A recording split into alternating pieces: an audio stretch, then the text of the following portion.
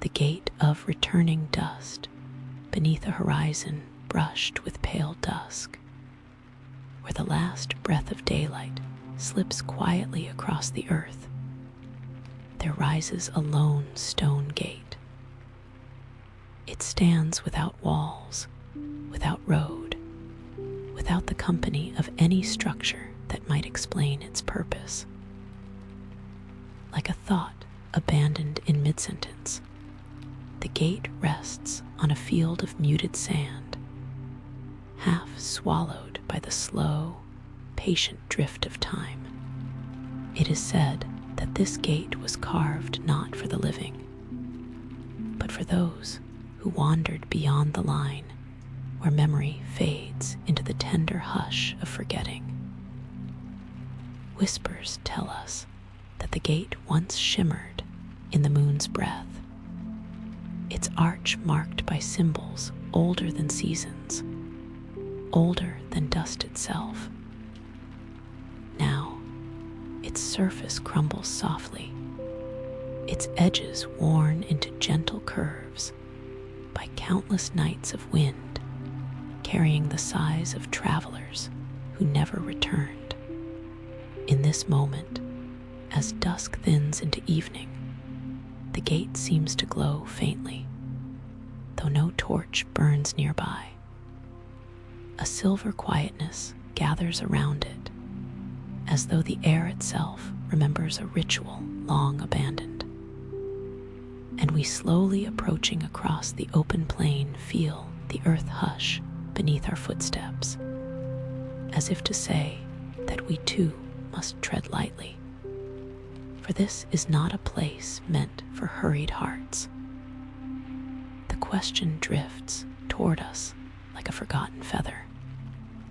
What journey requires a gate for those who never return? Beneath the silence, the sand stirs in soft spirals, rising and falling as though exhaling.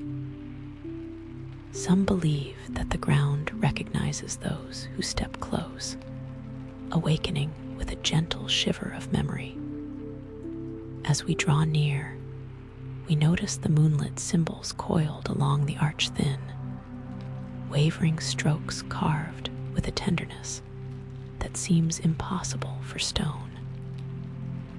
They curve inward like breaths held in place, each one carrying a hint of celestial intention. There are circles marked by the moon, lines that cross like wandering paths, and spirals that seem to pull the gaze inward toward a quiet point of vanishing thought. Dust, gathered in the grooves, shimmers faintly as the first star appears above the horizon. It is said the ancient order who built this place believed the world was composed of hidden chambers, soft, veiled pockets of reality, where the spirit might step sideways, slipping beyond the known. Their teachings described life as a journey carved not only by time, but by longing, and that certain souls were drawn to the distant edge of the world where the veil thins, where dreams brush against forgotten truths. The gate was not meant as an entrance. It was a farewell. Legend describes the carved arch as a stone prayer, a tender gesture etched into the quiet earth for those courageous enough or sorrowful enough to seek a realm untouched by fear. These travelers walked into the sacred distance, guided only by starlight and the murmur of their own breath, trusting that the world held more doors than eyes could see. The sand around the gate is pale, cool, and oddly undisturbed, as though the wind avoids erasing what once took place here. In the quietness, we imagine shapes ghost-like footprints, maps drawn by moonlight, lines traced by hands that trembled between hope and surrender. Perhaps these are only the illusions of dusk, but some part of us feels that the earth remembers more than it reveals. Under the arch's hollow curve, the air is cooler, touched by an echo of something half celestial. The gate frames the horizon like a painting, yet what it reveals seems subtly different from what lies on either side. The sky within the arch feels deeper, the dusk more violet, the silence more complete. It feels as though the stone itself separates the present from a memory. As we study the inscriptions, the contradictions whisper softly. A road that leads nowhere. Inscriptions that warn without warning. Patterns resembling constellations that no longer exist in the sky. Were these shapes once accurate? Or do they depict star paths, lost to time roots erased from heaven, yet remembered in stone? Some scholars who once stumbled upon this place claimed the symbols mirrored star patterns from an age before ours, constellations swallowed by the slow drift of cosmic change. Others insisted they represented imagined skies, star maps carved by dreamers, not astronomers, each symbol describing the intimate language of longing rather than the geometry of distance. Standing there, listening to the dust rustle in the evening breeze, the truth feels less important than the yearning carved into each line.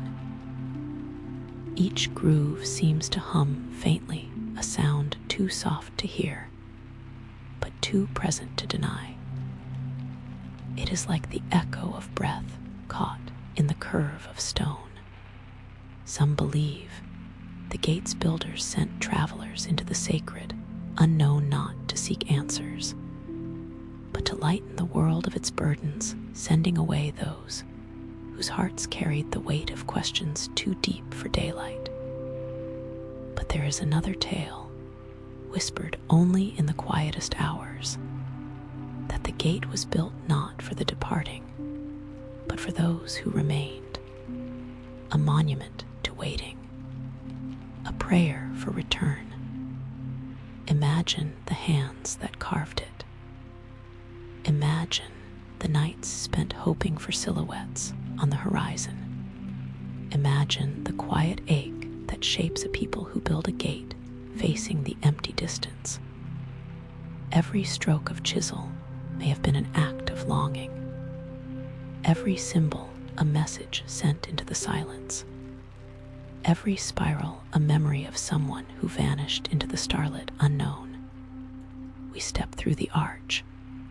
Nothing changes not truly, but some faint, trembling part of the world seems to shift, as though acknowledging our presence. Under the gate's hollow curve, the breeze softens. The scent of sand deepens. The world seems to wait. Whispers tell us that those who once stood here would close their eyes, breathe quietly, and imagine footsteps returning. The gate became a vessel of hope, a doorway not into another world, but into the possibility that absence might someday end. Yet, no traveler is recorded to have ever returned. No story tells of a silhouette appearing beneath the dusk. And slowly, century after century, the gate became a memorial to stillness, its purpose fading like old breath across stone. Now it stands alone, the last witness to a chapter of humanity that believed departure was sacred and return even more so. Night gathers gently. Stars bloom like soft blossoms overhead. The dust glows faintly, like ash carried from a celestial fire. Perhaps the gate no longer remembers its purpose, or perhaps it remembers too much. The soft hush, as sleep begins to brush against thought, we feel the gentle ache of something unspoken, that every departure holds a quiet prayer for return, and every return carries the ghost of the journey left behind. Some voices only echo when we are ready to listen, and some gates open only in the spaces between waking and dream. As we leave, we do not look back. The gate has already begun to fade into the dusk, becoming part of the silence, part of the earth, part of the breath of time. Perhaps it was never meant to be found. Perhaps it waits only for those who carry its memory. Or perhaps it stands eternally as a question carved into stone. What do we seek when we step into the unknown, and who waits for our return? The sand stirs, the stars dim, the gate dreams alone.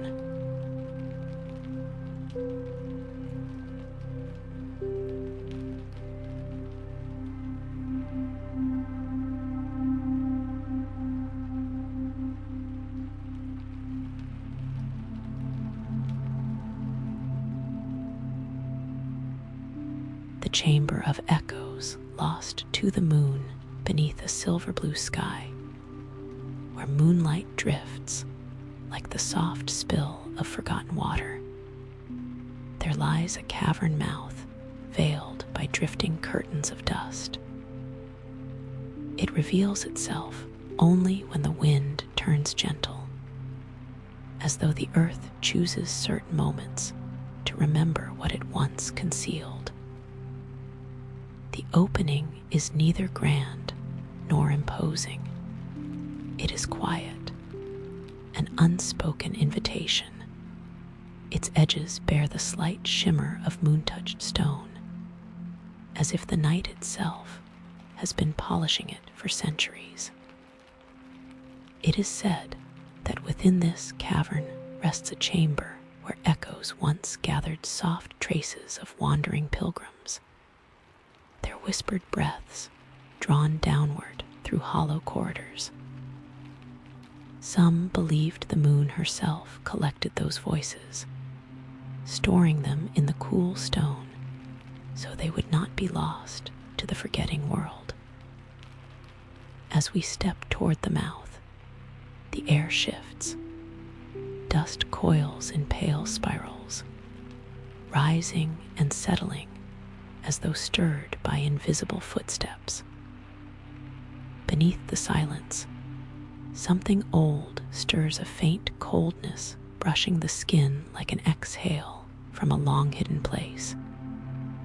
We pause, listening. There is no sound, and yet the stillness feels full, as if listening back.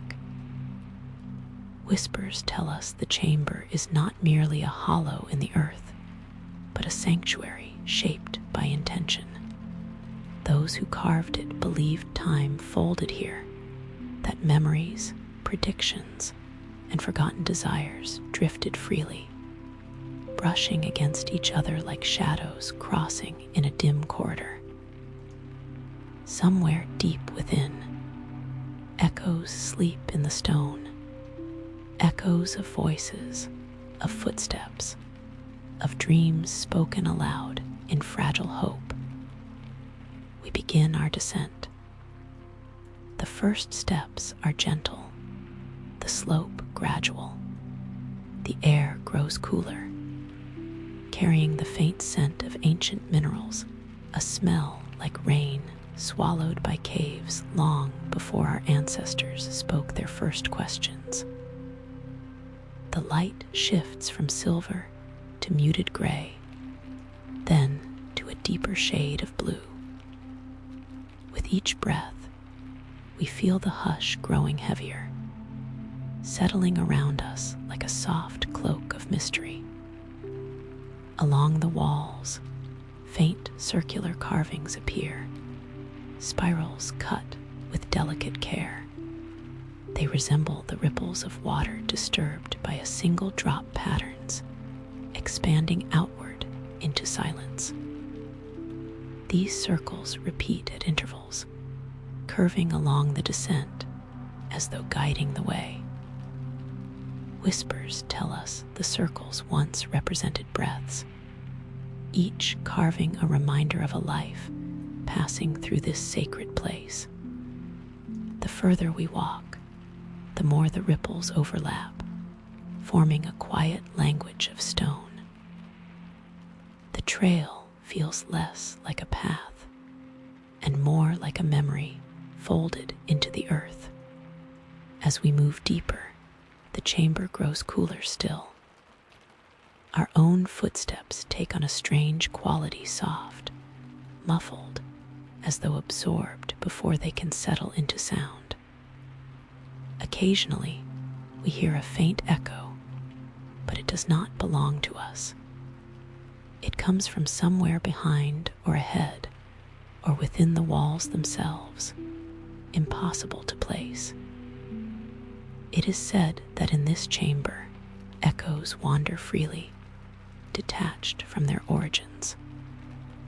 The past walks beside the future. Footsteps taken centuries ago drift among footsteps yet to be made. Time here is not a river, but a pool still, reflective, holding many faces of the same moment. We reach a threshold where the narrow corridor widens.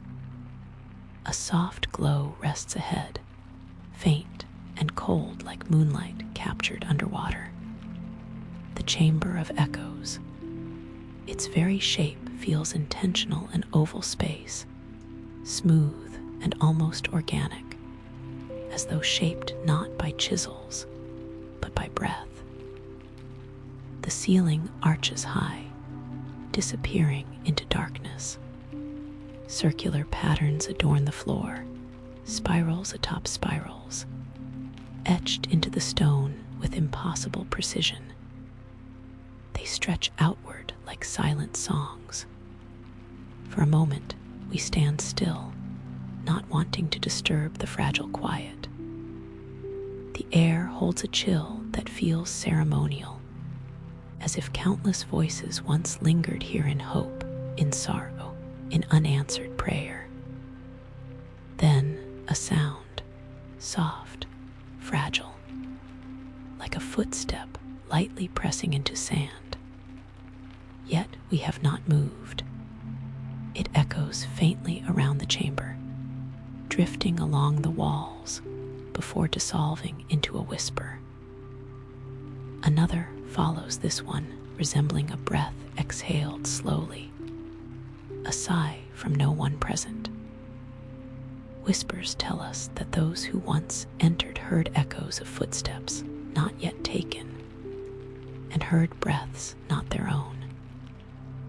Pilgrims believed this place allowed the heart to converse with the unseen, that the moon, in all her shifting patience, lent her ear to this chamber, letting lost voices gather where they could be heard again.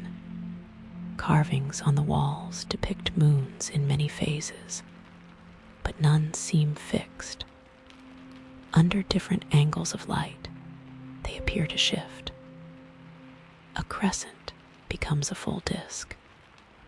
A full disk softens into a sliver. Beneath the carvings are symbols of gates opening inward, paths folding onto themselves, and figures dissolving into spirals of dust. It is said the ancient artisans believed the moon absorbed echoes during the night and released them when the earth grew quiet.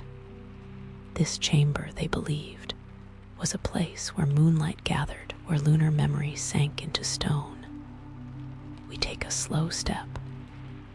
Our foot touches smooth rock, and for a moment we hear something. A soft tread, faint and distant, yet delayed, as though the chamber is thinking before responding.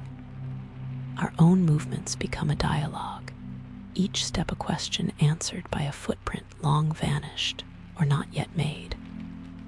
What are we hearing? Memory, prediction, echoes drifting between moments. The chamber does not explain. It simply listens, breathes, and responds in its own sacred way. We walk deeper into the center. The spirals on the floor align beneath us, creating the faint feeling of being drawn inward, not physically, but emotionally. The design seems to gather thoughts, guiding them toward stillness. In a hidden corner of the chamber, carved into a recess nearly swallowed by shadow, lies a strange depiction. A figure stands beneath a moon with many faces, some serene, some sorrowful.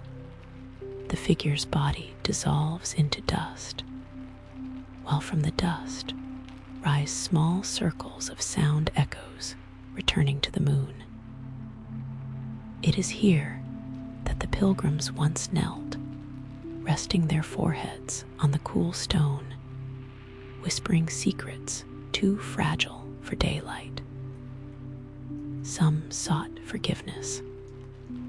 Others sought memory. Still others offered their quiet truths to be held in the echoing vault of the chamber.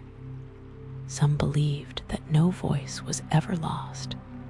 It simply waited in places such as this, hoping for one who could understand its trembling message. We close our eyes. The chamber breathes.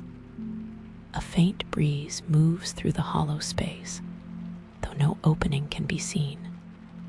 It feels like the brush of unseen wings or the soft stirring of dreams. In that breeze, we sense layers, voices without words, whispers without language, impressions of lives lived in silence. Perhaps echoes do not vanish. Perhaps they rest. Perhaps they wait for the listening ear, the quiet heart, the one who enters without fear. The chamber begins to dim as clouds drift across the moonlit entrance above. The glow softens. Shadows stretch. The air cools further, as if urging us toward a gentle departure. We begin our ascent, walking slowly back through the corridor. Our footsteps feel lighter now, as though we have left something behind, or perhaps carried something with us. At times we hear faint sounds following us. A single step, a soft breath, the echo of someone walking beside us, though no one is there. But these are not frightening. They feel familiar, almost comforting, like memories gently brushing against our thoughts. When we finally emerge into the open night, the silver blue sky feels new. The moon hovers above the landscape, quiet and full, as if watching over every echo she once sheltered. The cavern mouth closes behind us once more in drifting dust. Its silence becomes the earth's silence. Its memory becomes the night's memory. Some places do not disappear, they simply wait. As the cool darkness settles around us, we feel the lingering truth of the chamber settle within the heart. Echoes do not fade. They rest in the cold places of the world, waiting for the one who will listen. And beneath the moon's soft gaze, we listen just a little more closely.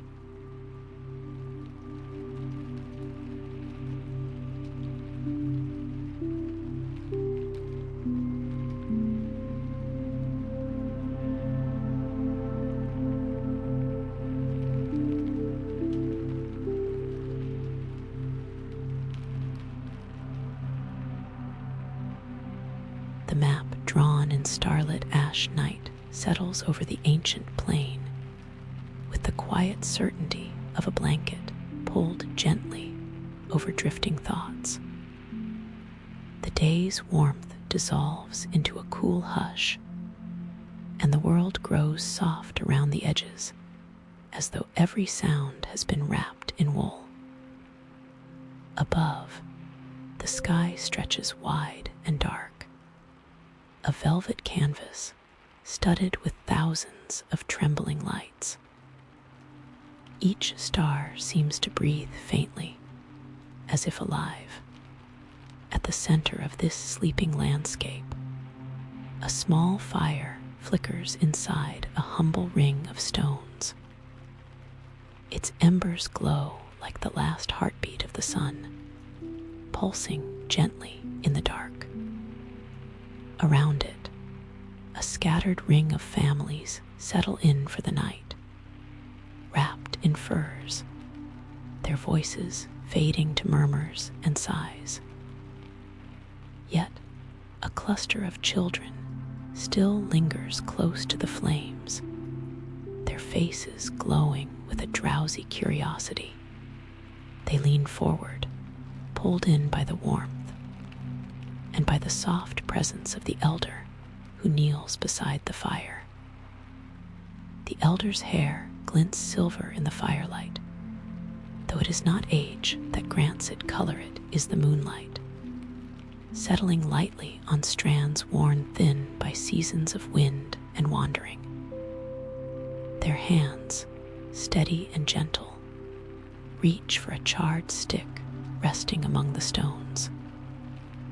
"Come closer," they whisper, their voice low and warm, the kind that folds itself around the listener like a blanket.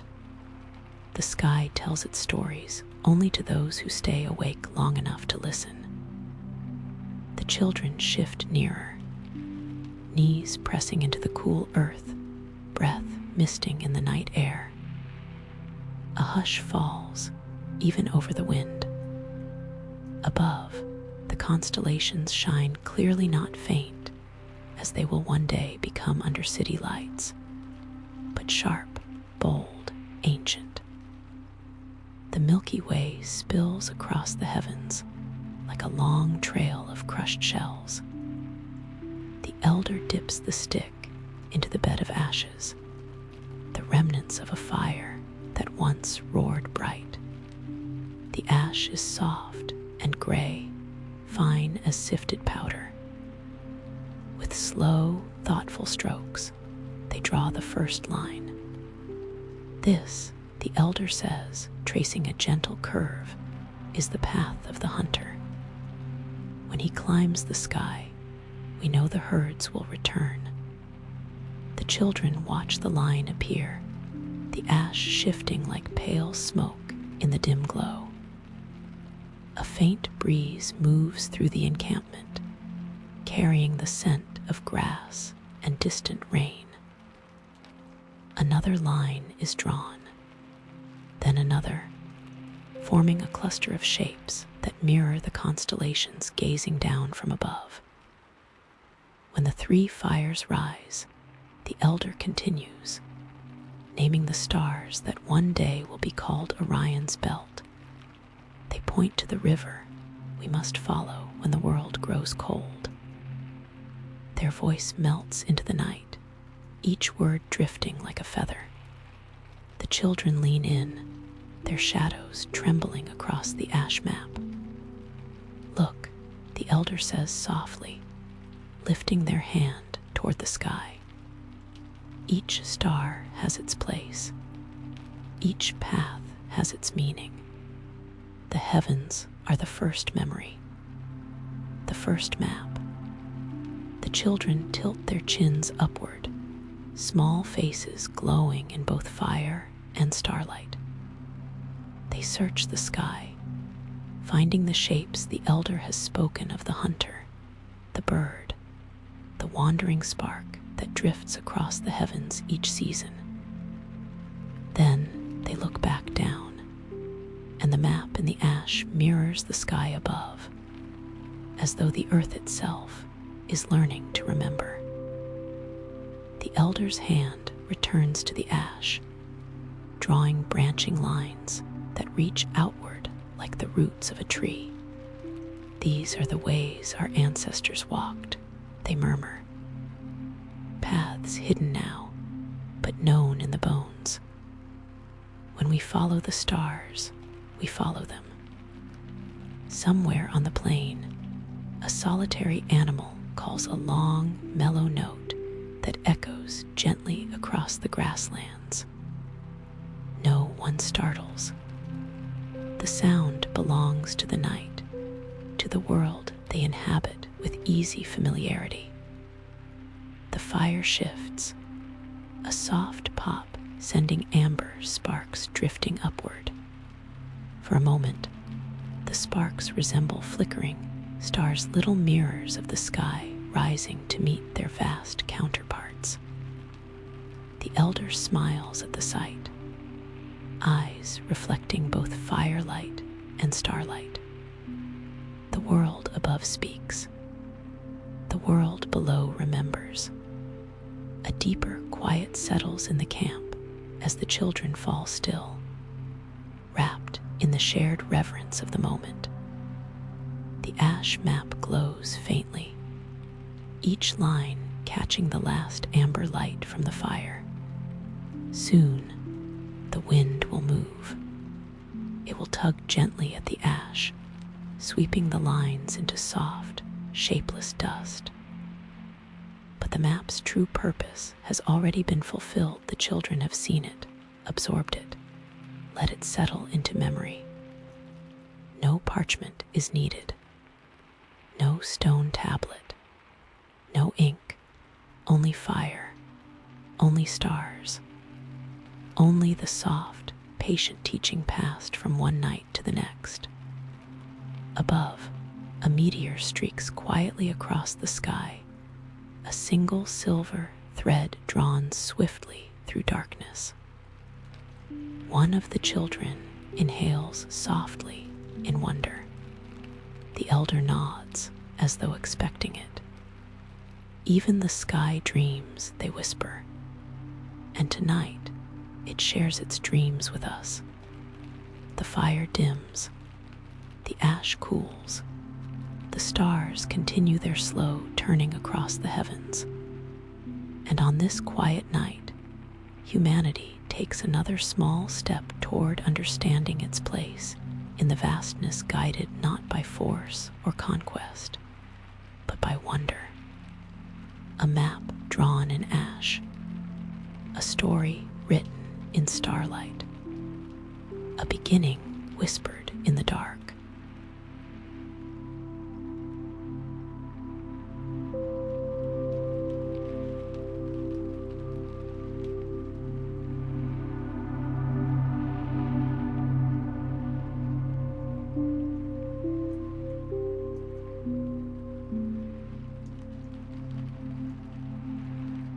The bridge woven from forgotten names. It begins with a hush, the kind of hush that seems to settle only in places the world has almost stopped remembering. There, at the edge of a ravine carved not by water, but by time's patient hand, a bridge lies, suspended in moonlit breath. It is not made of stone, nor wood, nor any material one could name in the waking world. Instead, it is woven from broad, pale slabs, each one etched with lines so delicate they resemble the fading strokes of ancient script. The names carved upon them shimmer faintly, as though lit from within by memories still alive beneath the dust. It is said the bridge was once part of a path known only to those who walked with quiet hearts. Whispers tell us the slabs were carved by a people who believed that names were not mere marks of identity, but vessels, fragile boats carrying the weight of a life's essence. And so, under moonlight and drifting sand, they carved the names of the departed into these slabs, believing each one held a story caught between breath and silence. Tonight, the moon hangs low and heavy, casting a soft glow across the ravine. The bridge hums in that glow, like a string pulled taut by an unseen hand. It quivers with a music that has no sound, a vibration felt more in the ribs than in the ears. Beneath the silence, the names whisper to one another, exchanging fragments of stories as the wind drifts gently across them. Some believe the names hum because they long to be spoken again. Others say they hum because the bridge remembers those who carved them, and memory does not easily release what it has been entrusted with. But there are also those who think the bridge hums simply because it is alive, and everything alive must breathe even when the breath is too soft for the world to hear. We step upon the first slab, and the stone gives slightly, as though warmed by the presence of footsteps it has been waiting centuries to feel. The hum rises, not in volume, but in depth, sinking into the bones of the night. The slabs beneath our feet glow ever so faintly, responding to the soft weight of our passing. We move carefully, for the bridge is delicate, not fragile, but deliberate. Every step is a form of remembrance, every shift of weight an act of listening. On either side, the ravine opens into darkness, a vast bowl of shadow that seems to drink the starlight whole. Yet the bridge remains bright, floating above the emptiness with an aura that feels both protective and mournful. As we walk, the etched names begin to change. At first, they are clear, each letter carved with intention, each stroke confident and sure. But with each step deeper into the bridge's span, the names begin to blur. Letters melt into one another, lines tangle like drifting threads, symbols and breaths and memories folding into a single murmuring chorus. It is said that the bridge was built not to cross a ravine, but to cross into silence. It connected not one place to another, but one state of being to one more subtle than the first. A passage into memory, into breath, into the spaces between thoughts.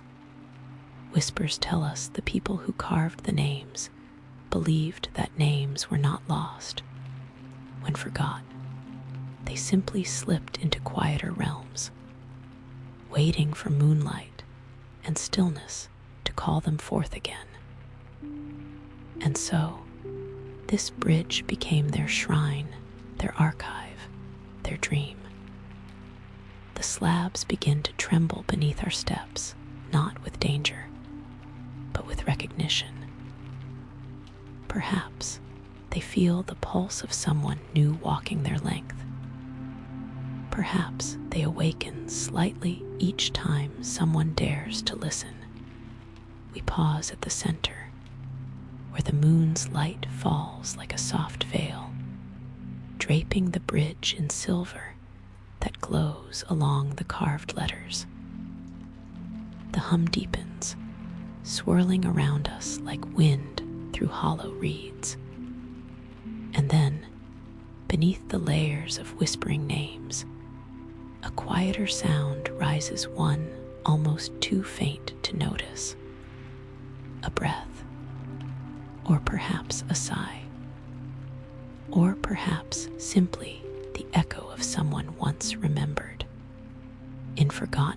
corners of the earth, there are tales of a community who believed that names held weight, not the weight of burden, but the weight of meaning. They believed that a name spoken softly could carry a soul across unseen distances, that the act of remembering was a kind of boat, able to ferry those lost in the great silence back toward the living world. It is said that they carved the names of their loved ones into the slabs of this bridge, so the names would not fall away into nothingness. Instead, they would become part of the passage itself, part of a larger chorus, part of a bridge that carried not bodies, but memory. We run our fingers lightly along the nearest slab. The grooves of the name beneath our touch are warm, almost pulsing. A faint melody circles within it, low and fragile, like the last note of a song held too long in the chest. Whispers tell us that if one listens closely enough, the names will reveal their stories not through words, but through feelings.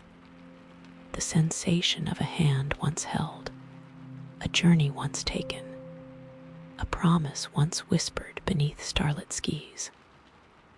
But only those who walk with patience can hear such things. And even then, the stories come like breaths, fleeting, delicate, easily lost. As we walk deeper still, the bridge narrows, as though funneling all sound and silence into a single thin thread. The hum swells softly, enveloping us in a cocoon of memory. The names blur further, their letters dissolving until they resemble waves of sound carved into stone. A chorus without language. A river of forgotten lives flowing beneath the moon. It is here, in this fragile narrowing, that the legend says the bridge grows most alive. Here, where names lose their individual shapes, they merge into a single whisper and echo of all who came before and all who will ever come again. Some believe that the bridge remembers every footstep, every pause, every breath taken upon its surface. They say the slabs beneath us are not mere stone, but living memory compressed into form. And when the moonlight falls just right, the bridge breathes softly, slowly, with the rhythm of the world beneath it. Where memory fades, the bridge seems to whisper, something else rises. Not clarity, but connection. Not knowledge, but presence.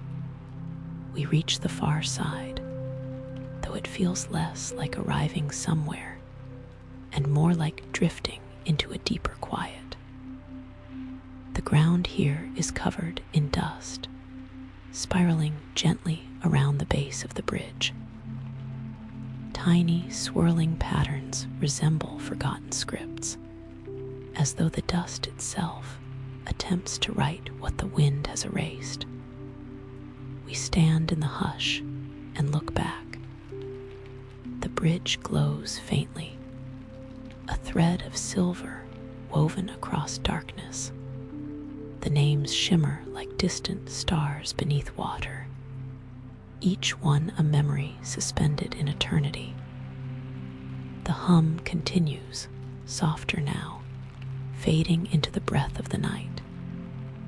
It feels less like a structure and more like a lullaby. Perhaps, some say, we do not remember names. Perhaps they remember us. Perhaps each one etched into that fragile span waits not for a voice to speak it, but for a heart quiet enough to feel its presence. And perhaps beneath the silence, beneath the drifting dust, beneath the hum that gently trembles through the moonlit air, the bridge itself remembers every soul who has ever dared to walk across it. It is said that some bridges carry travelers, but this bridge carries their names. And long after the last footstep fades into the night, the names continue to hum softly, eternally woven into the breath of the world.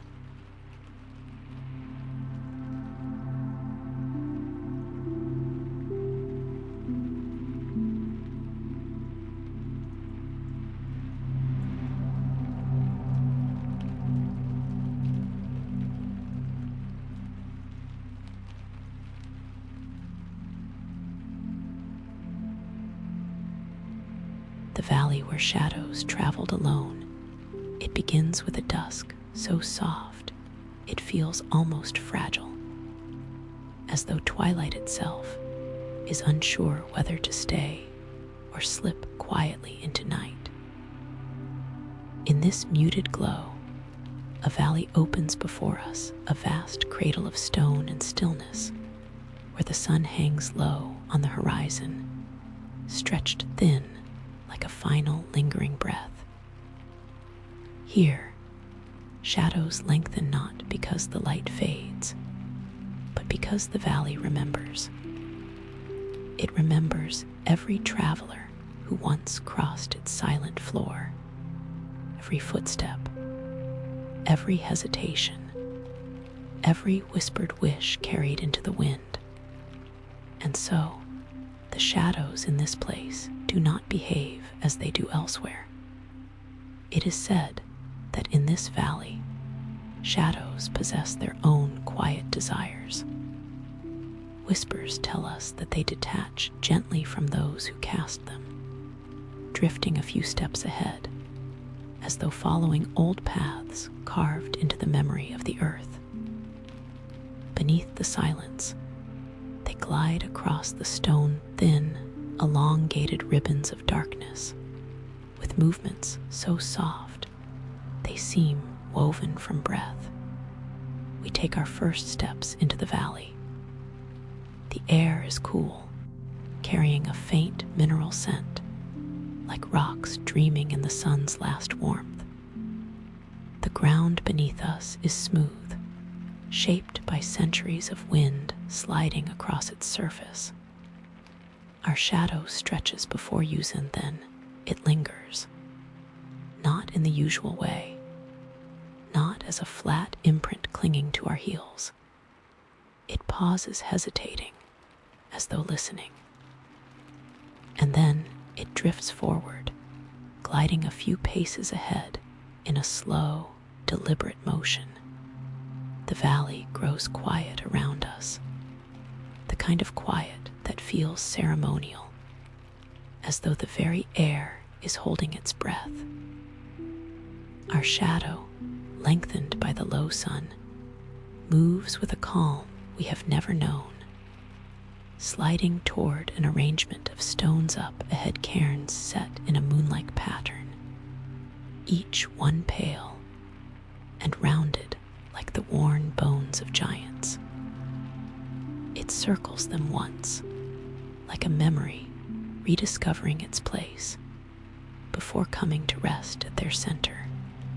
Some believed that shadows here carried truths untarnished by fear or pride. That beyond the world of flesh, where choices grow tangled and hearts grow uncertain, the shadow remembered the first shape of the soul. It remembered the path unclouded by hesitation. It remembered the direction the spirit longed to walk. Travelers once came to this valley for that reason. They walked alongside their shadows, watching them drift toward forgotten markers, toward stone rings carved with spirals, toward cairns arranged to mimic constellations, toward crevices where the wind hummed softly like distant chanting. Where memory fades, the valley holds steady. Where intentions blur, the shadow clarifies. We watch our own shadow shift again. Its edges soften.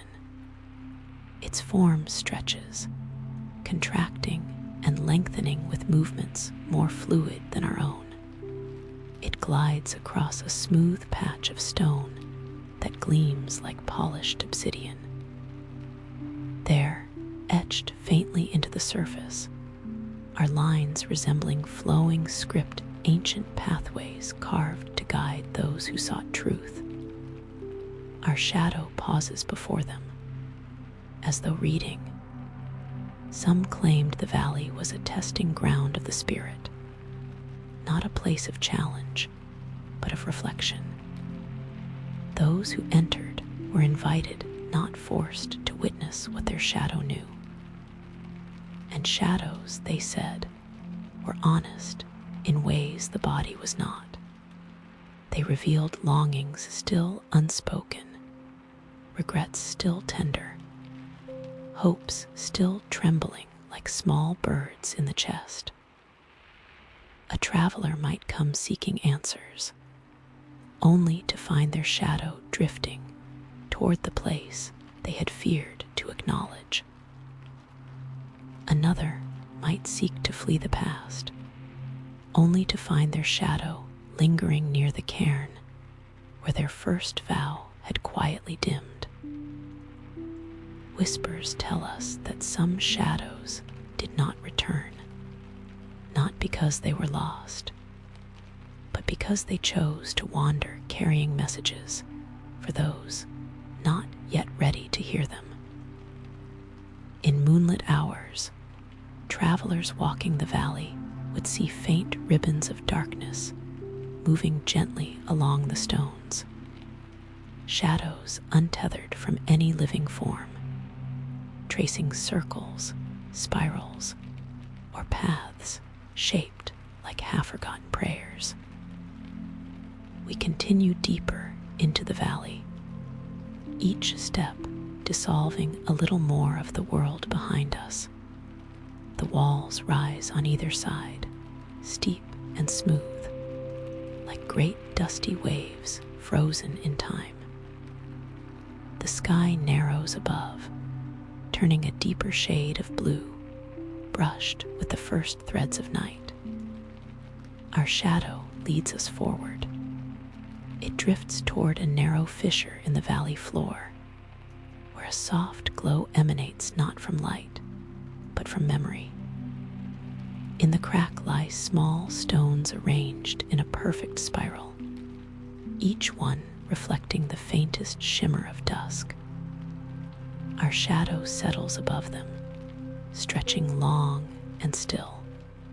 For a moment, the valley feels impossibly vast, as though every breath taken here echoes into some unseen chamber beneath the earth. The silence is immense, but not empty.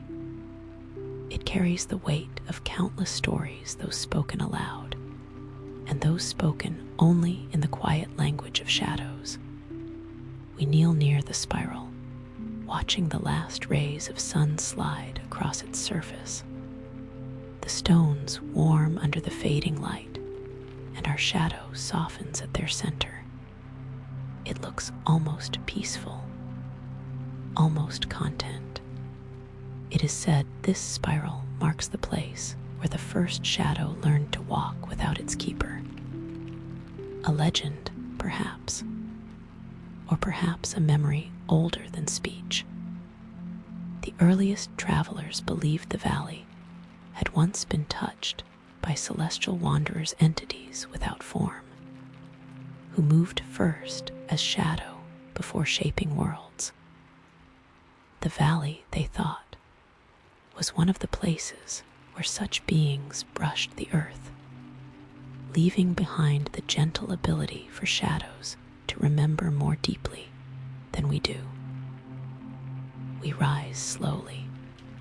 Night gathers its quiet layers around us. The valley cools, the rocks glowing faintly under the soft breath of moonlight. Our shadow remains still for a heartbeat longer, as though savoring the spiral's warmth, then returns to our feet with a slow, drifting motion, settling into place like a bird returning to roost. The moment feels like a blessing, or maybe a reminder. As darkness deepens, we see other shadows in the distance, thin silhouettes drifting along the valley floor, guiding unseen travelers or wandering alone. None are threatening, none rush or demand. They move with a grace that feels older than memory, older than thought. Perhaps they carry messages. Perhaps they carry warnings. Perhaps they carry dreams. The valley does not say. Instead, it offers only its silence, a silence that wraps gently around us, soft as a woven veil. The moon climbs higher, casting silver across the stone. Our shadow stretches again, longer now, softer at the edges. We walk with it, side by side, keeper and reflection, body and echo. And the longer we walk, the more the boundary between us blurs. Our shadow seems less an extension of our shape and more a companion, a quiet being with its own remembering. In the hush of night, beneath the pale glow of the moon, we sense something tender rising, a truth whispered not in words, but in presence. Perhaps shadows do not merely follow us. Perhaps they guide us. Perhaps they move ahead not because they wish to leave, but because they wish to show us the way toward forgotten places, toward unspoken truths, toward the paths our spirit has longed to walk. When we finally leave the valley's embrace, our shadow steps back into place beside us. Its edges sharpen. Its shape aligns with ours. But something has changed. It walks a little steadier now, a little clearer, as though part of its journey has been fulfilled. And the valley behind us fades into soft darkness, holding its secrets gently, like a teacher who knows that some lessons must be learned in silence.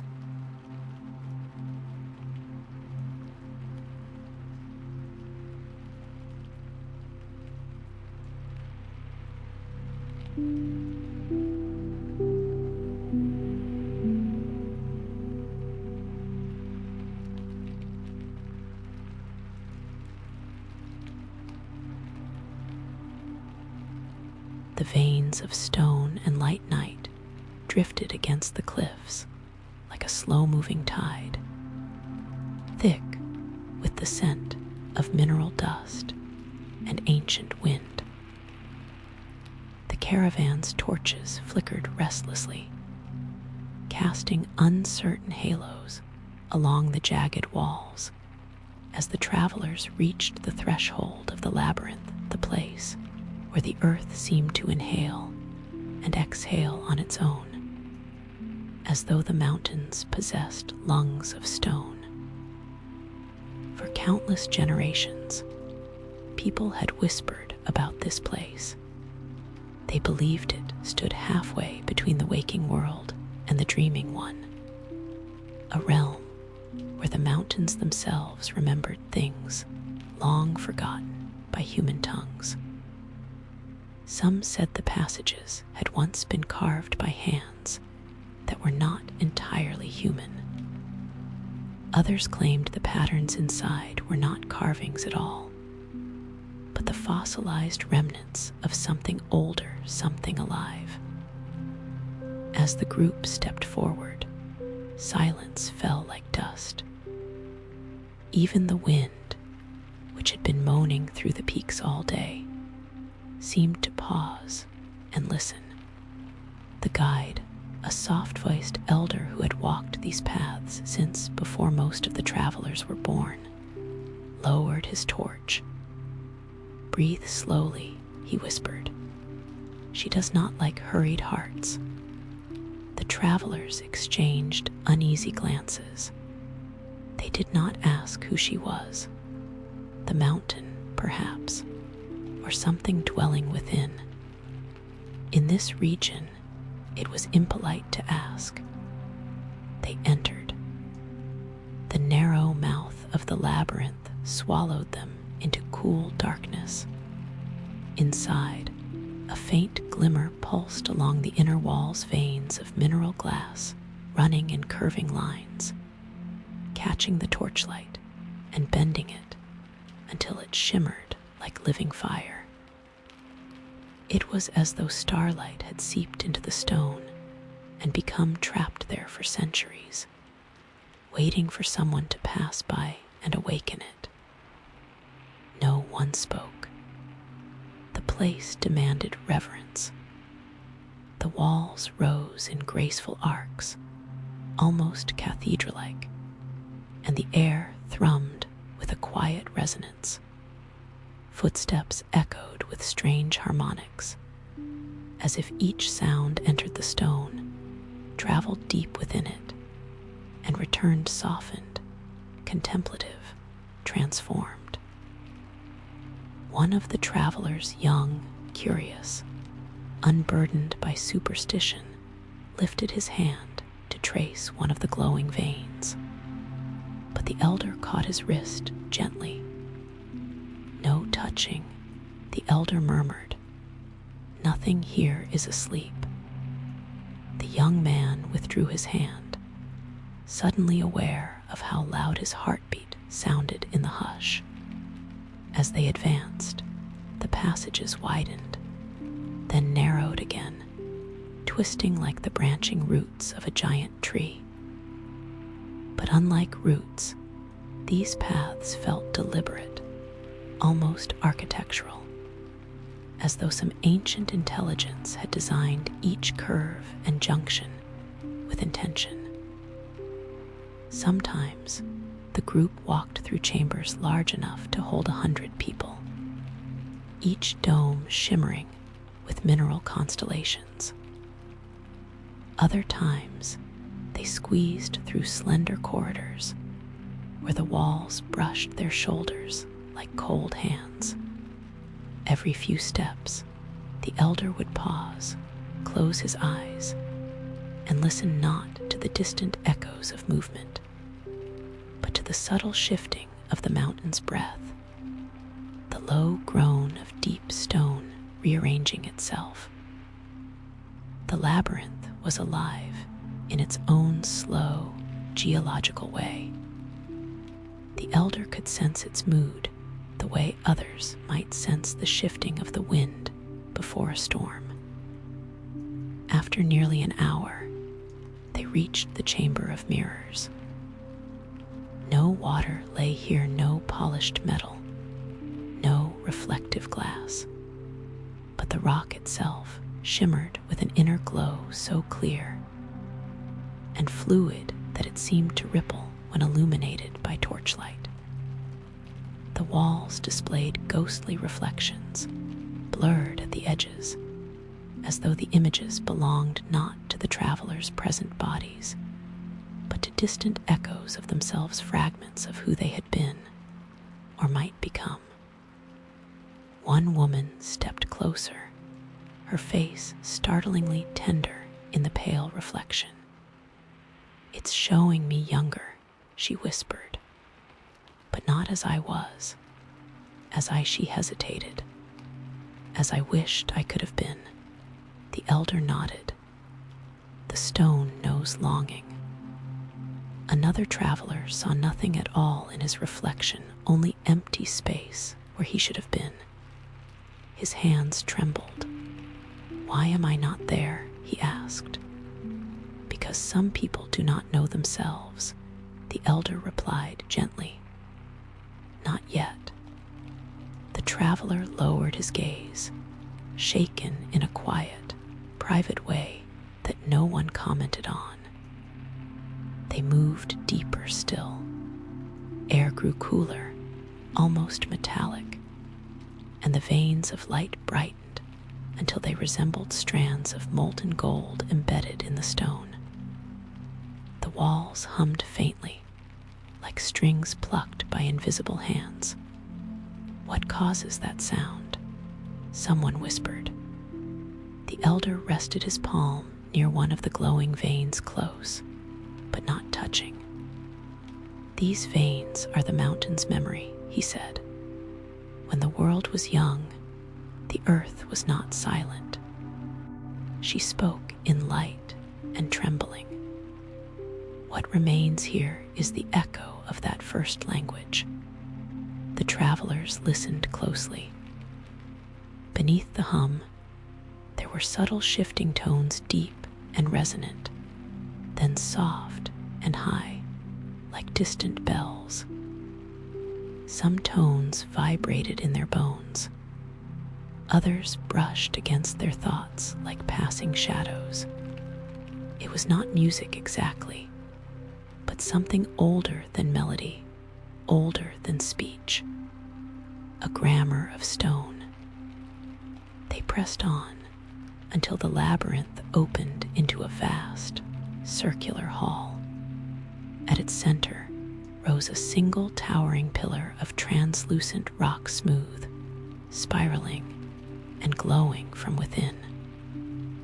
The light seemed to pulse in slow rhythms, like a heartbeat. The elder bowed deeply. "This," he whispered, "is the lumen's spine." He spoke as though naming a deity. "The what?" a traveler asked. "The core of the labyrinth," the elder said. "Long before our people came, others walked these mountains, people who listened to the earth's voice, not with their ears, but with their whole beings. They found this spine and learned its rhythm. Each pulse carries a memory, a fragment of the world's earliest days."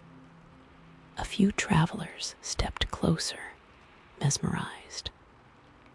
The pillar's surface undulated with faint shapes, shadows that seemed to move within the rock, though they disappeared whenever one tried to focus on them. It was like watching the silhouette of a dream pass behind a curtain of crystal.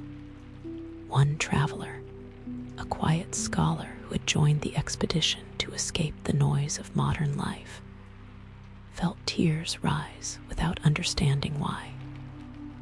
Something about the pillar's glow tugged at a wound inside her, an old grief she had long buried. She placed her hand over her chest as though to keep her heart from unraveling. "It feels," she whispered, "as if I have been here before." The elder met her gaze gently. "You have," he said, "just not in this life." No one questioned him. The lumen's spine dimmed, then brightened again, casting the room in waves of gold. Each pulse illuminated new carvings hidden along the curved walls, spirals, lines, symbols whose meanings were lost to time. Some resembled constellations. Others resembled fingerprints, as though giants had pressed their hands into the stone. The ancient ones believed this chamber marked the center of the world, the elder said softly. Not a physical center, but a spiritual one. A place where every place meets. A crossroad of memory and myth.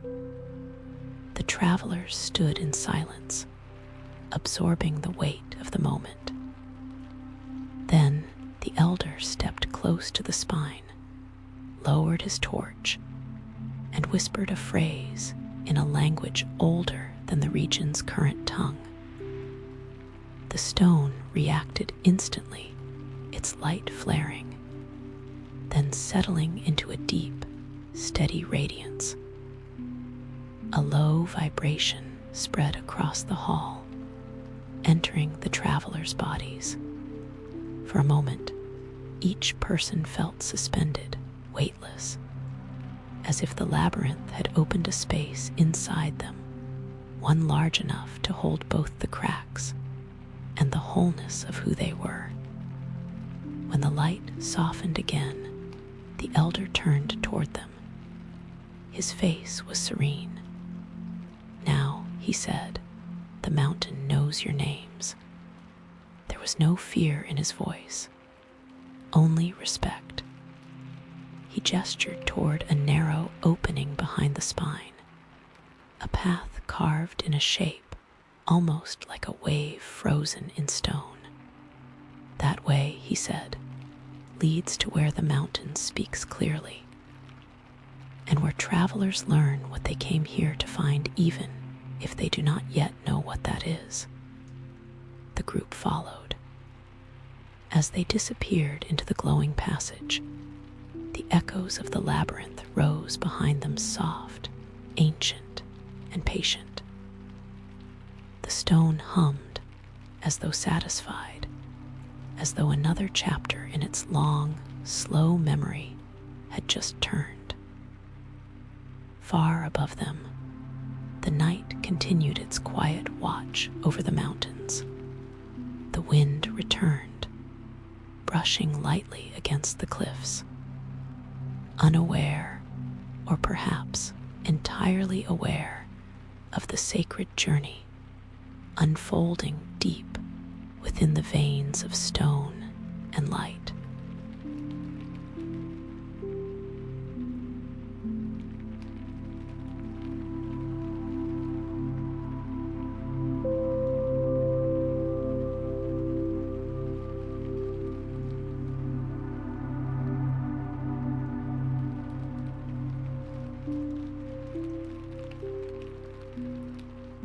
The gate at the edge of the unmade road, it begins with an image whispered by moonlight. At the farthest end of a plateau, where the earth softens into silence, an ancient gate rises alone from the dust. Its pillars lean ever so slightly inward, as though they have been listening for someone who has not returned in an age too long to measure. No walls surround it. No road leads toward it. The gate stands by itself, cupping the horizon like a memory trying to hold its shape. It is said that once, this lonely threshold marked the beginning of a path that stretched beyond the reach of maps, a road woven from intentions, from choices murmured beneath starlight, from the hopes of those who sought truths too delicate for open air. But the road is gone now, not ruined, not forgotten, simply unmade. Some believe the path folded itself into dusk, retracting like the breath of a sleeping world. Others whisper that it was never meant to stay, that such a road only appears to those who have already begun the journey within their hearts. And here, at the edge of this silent land, the gate remains as the last witness. Tonight, the moon hangs low, resting its pale face upon the two slanted pillars. Dust stirs in cautious circles. The air carries the faintest scent of something older than wind. And beneath the silence, the gate waits. Its stones are cracked, veined with the soft gleam of minerals shaped long before memory learned its first word. Someone once carved symbols along its edges, spirals, stars, arrows pointing toward nowhere. Some are faded into mere impressions. Some glimmer faintly when the moon brushes them with silver. The The carvings speak in the language of those who knew how to leave messages, not only for the living, but for the uncertain spaces between moments. If one steps closer, the stillness deepens.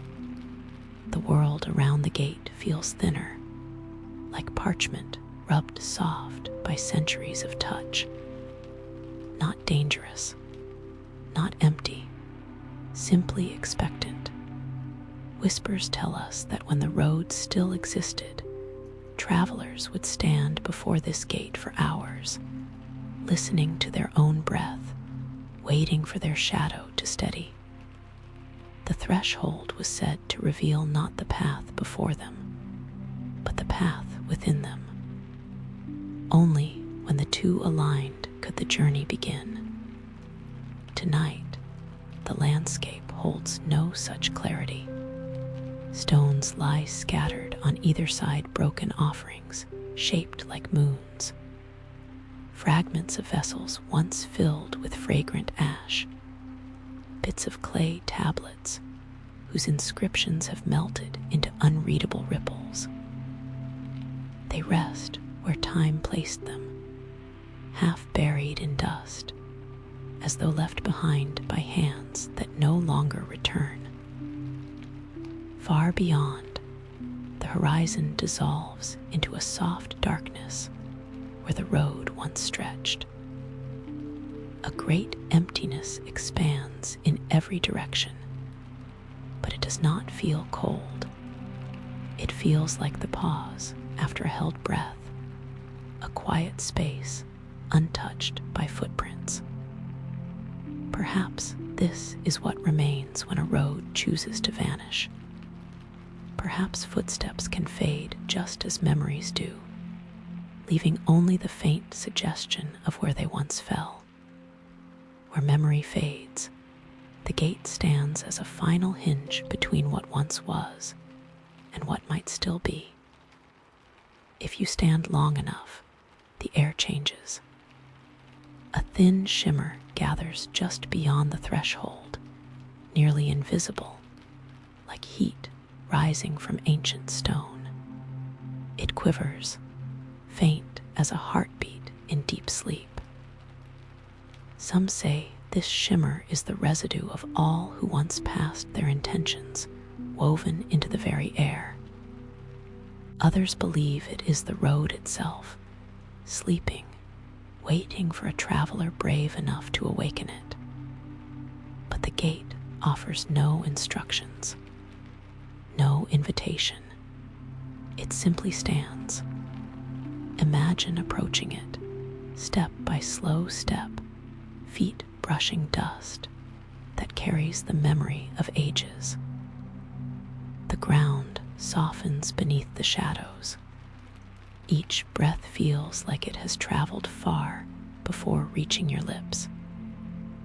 The silence becomes an ocean-wide, deep, unmoving. You lift your gaze to the lintel above, and the faint carvings glow in the moon's hush. Spirals like coiled galaxies, crescent shapes cradling empty space, star-marked circles aligned in patterns too subtle to decipher. They look like remnants of a map, designed for eyes that see inward rather than outward. It is said that the builders of this gate believed every journey had two surfaces, one traced upon the earth, and one traced upon the traveler's inner world. The outer path was simply a reflection of the inner one. When the outer road unmade itself, perhaps it was the inner road that remained. Beneath the silence, you feel the steady hum of something like memory. Not your memory, the memory of the stone, the dust, the windless night. A memory older than bodies or voices, older than names carved into time. You step closer. The shimmer stirs. For a moment, it seems to drift toward you, like a pale echo of a road trying to remember its own existence. It stretches gently through the gate, not forming a path, but suggesting one of faint alignment of dust and shadow, of silvered grains catching moonlight. A soft exhale of wind passes across your cheek. Or perhaps it is only your imagination. In places like this, breath itself feels like a guest. You cross the threshold. No sound breaks the quiet. No flash of light. No transformation. The world simply grows softer. The horizon widens. The dust beneath your feet feels lighter, as though each grain has surrendered its weight. The air deepens into a tone so low it might be the beginning of a song.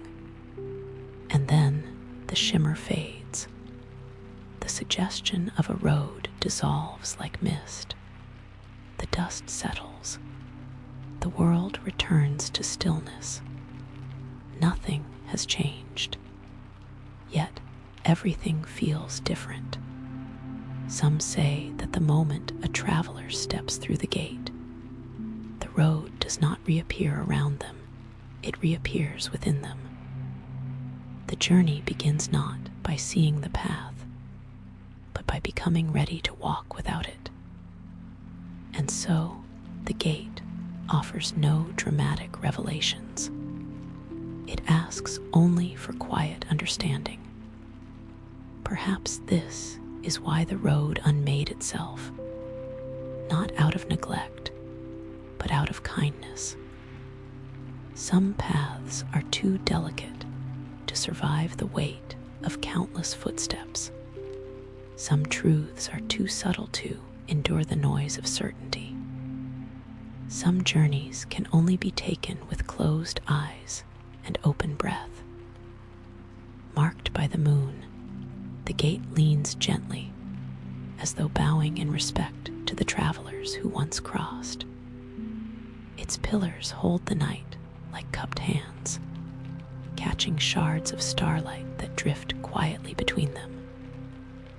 In this glow, the carvings almost appear to move, adjusting themselves to follow the rhythm of your breath.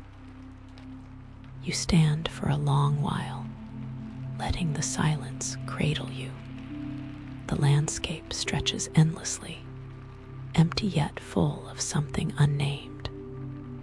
The air rests softly around you, as if waiting for a word you have not yet learned to speak. Time loosens its grip. Dust floats in slow spirals at your feet, turning every tiny movement into a soft ritual. The world feels ancient, sacred, veiled in gentle mystery. There is no path to follow, and yet there is no sense of being lost. Eventually, as all things do, the moment begins to dim. The moon shifts. The carvings grow still. The shimmer thins into nothing. You step back across the threshold, returning to the side of the gate where the world feels more familiar. The stones remain silent. The dust curls into its ordinary patterns, but something subtle lingers in your breath, the faint sense of having carried a question into the hollow center of the night. No answer follows, only stillness. Perhaps the road will never return. Perhaps it was never meant to. Some journeys ask for faith, not direction. Some doors open not into places, but into moments. And as you walk away, the gate stands quietly behind you, a solitary witness at the edge of the unmade road. Its silence feels gentle. Its presence feels alive. And though the night settles around you like a soft mantle, you cannot shake the sensation that the road has not vanished at all. It has merely stepped aside, waiting for a traveler who knows how to feel a path that can no longer be seen.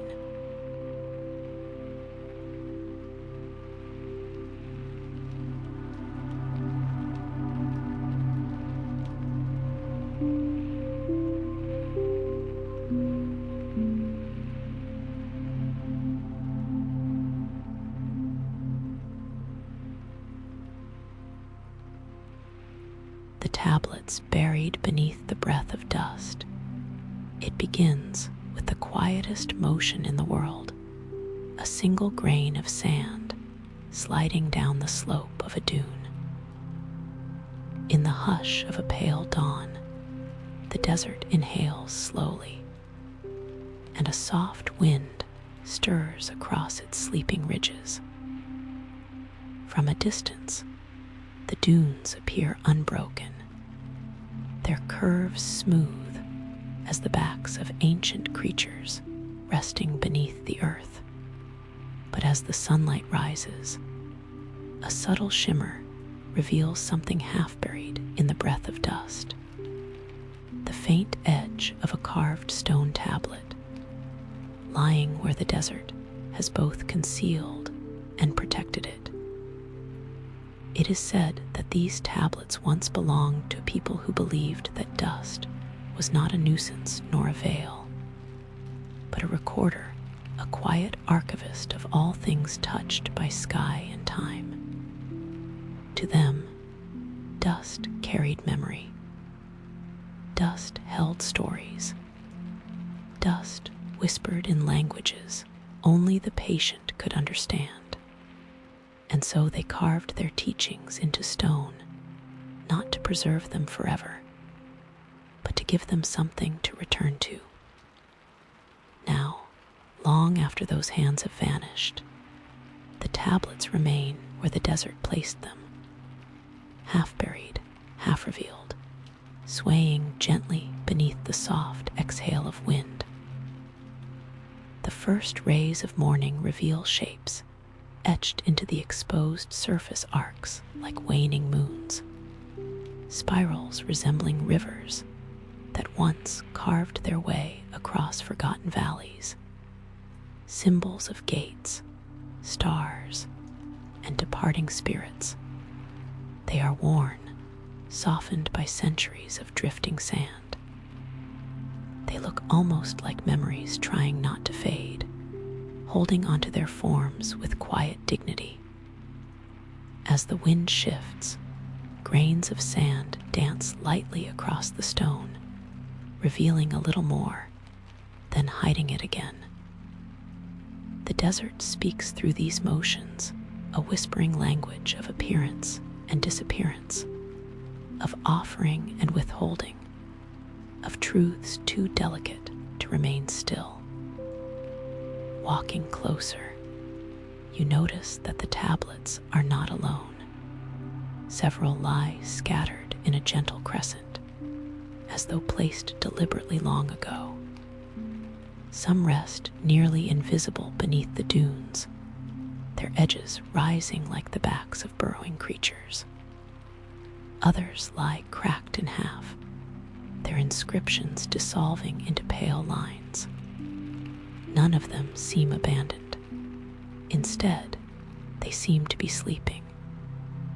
Beneath the silence, you feel a presence not alive, not breathing, but attentive. It is as though the desert has been waiting for someone to pause long enough to notice. Whispers tell us that the people who carved these tablets understood impermanence as a sacred teacher. They believed wisdom should not be trapped in permanence. It should weather, soften, and eventually dissolve back into the world it once described. To them, nothing eternal could be trusted, for eternity did not breathe. But dust did, and breath did, and so teachings were carved into stone, but left exposed, entrusted to the slow artistry of erosion. Perhaps that is why the tablets were not buried deeper for protection. Perhaps their erosion was not an accident, but a ritual. As you kneel, the wind sweeps a delicate veil of sand over the carvings. The symbols blur, then sharpen again as the breeze shifts. It feels as though the desert itself is deciding what should be seen today, what lesson it chooses to reveal, and what must remain unspoken. Somewhere beneath the dune's curve, there is the softest sound, a tiny cascade of sliding sand. It is not enough to startle. It is simply the desert breathing, shifting its weight as the morning warms. The tablets are warm under your fingers, not hot, just carrying the memory of the sun that has touched them countless times before. Tracing one of the spirals, you feel the faint grooves, worn smooth by the endless dance of dust. The spiral loops inward, tightens, then opens outward again, like a path that leads into oneself before leading back into the world. It is said these spirals represented the journey of memory, first drawn inward, then released. Perhaps that is why the tablets feel so alive beneath their centuries of where they are not monuments meant to last forever, but living thoughts slowly returning to silence. A deeper dune trembles gently, and from its crest, a sliver of stone emerges, pushed upward by shifting currents of sand. The desert gives back what it once claimed, but only in fragments. You brush the sand away, revealing a crescent-shaped marking. The curve is almost completely erased, yet it glows faintly in the morning light, as though it carries its own quiet warmth. Beside it lies another fragment, broken, jagged, its edges softened. It bears a series of dots arranged in an arc, like stars tracing the path of an unseen constellation. You lift it, and the fragile dust clinging to its surface falls away like breath, releasing itself into air. Some believe these dots represent moments, individual memories suspended in time, drifting like stars that never quite found a home. Others think they mark the phases of a forgotten ritual that honored the meeting place between earth and sky. And some, more poetic than scholarly, say these are simply the marks of a people who loved the night so deeply that they tried to trace its silence. As the sun climbs, shadows shorten, and the desert's shimmer deepens. Light dances across the dunes, turning grains of sand into tiny stars. The tablets glow with muted warmth, their inscriptions pulsing gently with the shifting sun. The air grows warmer, yet the silence does not break. The desert holds its breath. Where memory fades, the tablets reveal their teachings in fragments, never fully, never clearly. Perhaps this is the essence of their wisdom, that understanding is not a destination, but a rhythm, a repetition of seeing and losing, finding and releasing. A stronger breeze rises. Sand lifts in a soft cloud, drifting across the tablets. For a moment, the inscriptions vanish entirely, swallowed by shifting golden grains. You brace yourself against the wind, but it is gentle, more like a long sigh than a force. When the air calms, new lines appear that you had not noticed before. A shape resembling a gate, a curve like a falling star, a pair of intersecting spirals carved so faintly they seem painted by moonlight rather than cut by tools. These symbols feel like secrets deciding whether to surface. The desert does not reveal everything at once. It reveals what is needed, no more, no less. Kneeling beside the largest tablet, half submerged in the dune, you notice something peculiar. Its center bears no inscription.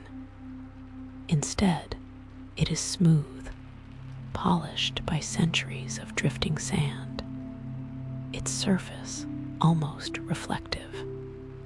When the sunlight strikes it at a gentle angle, your shadow becomes elongated across the tablet, merging with the ancient symbols at its edges.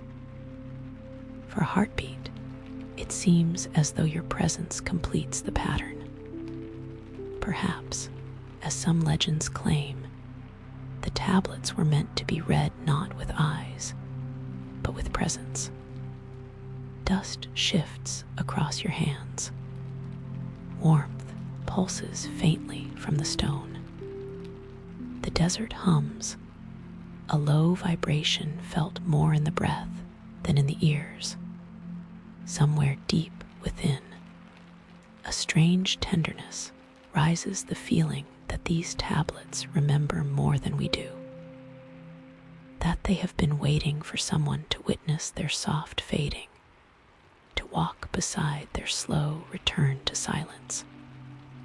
The wind slows, the light softens, a calm settles over the dunes, and the tablets lie still, their half-erased symbols resting in the pale glow of early day.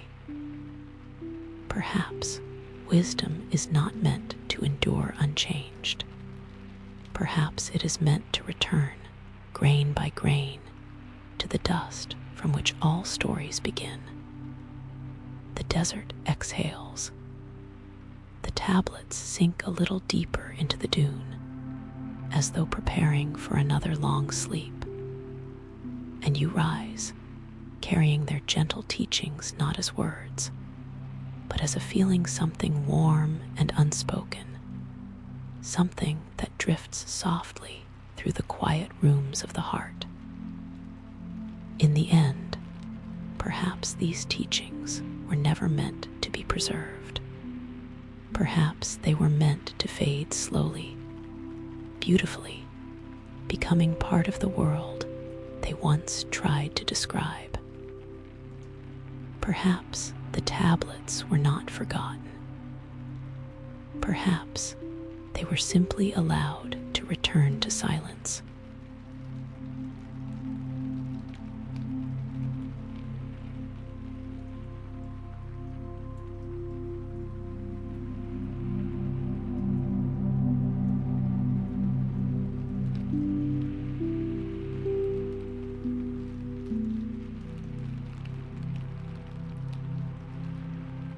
The archway of stars that fell inward night did not so much descend upon the caravan as it breathed itself into being softly, quietly, the way a distant tide rolls in without warning.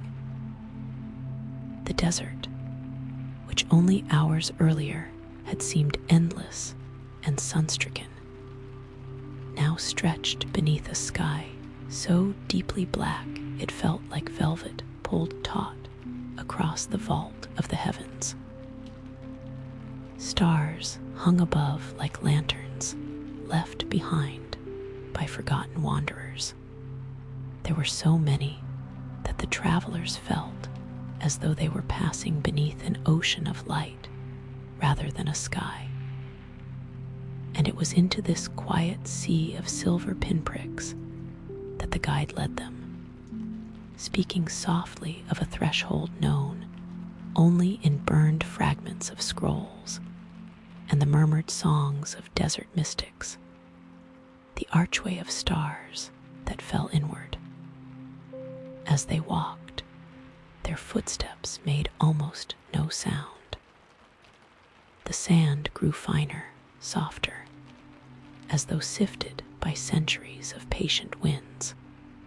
Every few breaths, one traveler or another glanced upward and found themselves caught in the immensity of the sky, each star a cold fire, each constellation a puzzle half remembered from stories whispered in childhood. But the real pull, the true magnet of the night, lay ahead. It began as a silhouette on the horizon. At first, no one could tell whether it was merely a quirk of the dunes, a ridge curved by wind. But with each step forward, the shape grew more deliberate, more certain. A pair of pillars rose from the sands, delicate and impossibly tall, widening near the top before arching toward each other. They did not meet. Instead, they leaned into a curve so precise that it seemed carved by geometry rather than hands. The guide slowed, then stopped. The travelers followed suit. "Look," she whispered. No torch was lifted, yet the arch glowed faintly, as though lit by the stars themselves. Fine filaments of pale blue light traced the stone, pulsing with such subtle rhythm that one could almost mistake them for the beating of a buried heart. The pillars were carved with spirals, recurring motifs the travelers had begun to recognize from earlier chambers, earlier ruins, earlier nights, where the unseen seemed close enough to touch. But here, the spirals were different. They did not turn outward, but inward, collapsing in on themselves, like falling stars curling toward some unseen center. As they drew nearer, the air grew cooler. It shimmered lightly, like heat distortion in reverse. One traveler reached out a hand instinctively and stopped. The air near the arch felt thick, almost fluid, as if the world at that point were made of something slightly denser than reality. "What is it?" whispered one of the younger travelers, awe filtering through their voice. "The meeting place of two skis," the guide murmured. "What does that mean?" another asked. She only smiled faintly, the same quiet smile she had worn many times before, one that meant the answer was not yet hers to give. They approached the arch as one. The wind fell silent, as though holding its breath. Overhead, the stars arranged themselves with curious intent. Constellations shifted, or perhaps their perception of them did. The sky directly above the arch darkened into something deeper, the night something that hinted at an abyss not meant for mortal eyes. Then the first star fell. It wasn't a streak of flame. Instead, it dropped with a slow, liquid grace, dissolving into a thin line of white light that trickled down like a tear. It sank toward the arch, then vanished into its center as though being absorbed. Another fell, then another. Soon the travelers stood beneath a rain of silent stars, each one drifting toward the arch and disappearing into its unseen core. The display was mesmerizing, hypnotic, a quiet, cosmic waterfall. The guide stepped forward and placed her palm against the stone. The spirals brightened. A soft vibration traveled through the sand, through the air, through the bones of everyone standing nearby. "This," she said softly, is where they came. Who? Someone asked. She lifted her eyes to the dark, inward falling sky. The ones who taught the sky to speak. No one understood the meaning, yet they felt the truth of it settle around them like a cloak. The archway's light shifted. Pale blues deepened into richer tones, violet, indigo, the colors of twilight distilled. The spirals moved, not with physical motion, but with the illusion of depth, as though they tunneled inward into dimensions the eye could not follow. One traveler stepped closer, unable to resist. Their breath caught as they realized that standing directly before the arch changed everything: color, sound, even the sensation of weight. Stars no longer fell toward the arch from that angle. They seemed to fall into the viewer, as though they flowed not to a place, but to perception. "It looks alive," the traveler whispered. "It is not alive," the guide said gently, "but it remembers those who were." The wind resumed at last, brushing the sand around their ankles. It carried a faint fragrance, something like ancient incense and distant rain, a scent impossible in the desert, and yet undeniably present.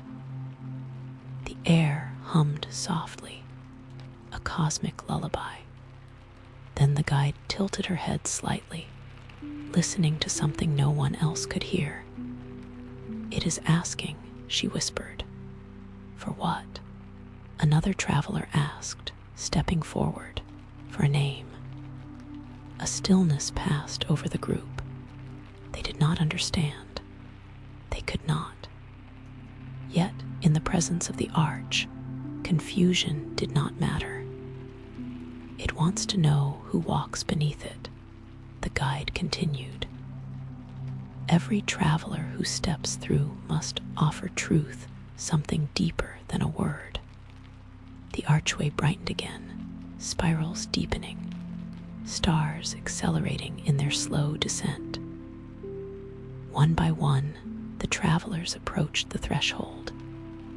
Each offered something, sometimes whispered, sometimes merely held in the quiet chamber of their minds. A memory, a longing, a fear, a hope, not spoken out loud, but laid bare in the subtle space between breath and heartbeat. And the archway answered. For some, the spirals glowed gold. For others, silver. A few saw deep green, the color of ancient forests that no longer existed in this world. And for one traveler who stepped forward, trembling, the spirals bloomed into a radiant scarlet, the color of a sunrise breaking after years of storm. The guide stepped last. Her expression softened. When her hand touched the stone, the archway changed entirely.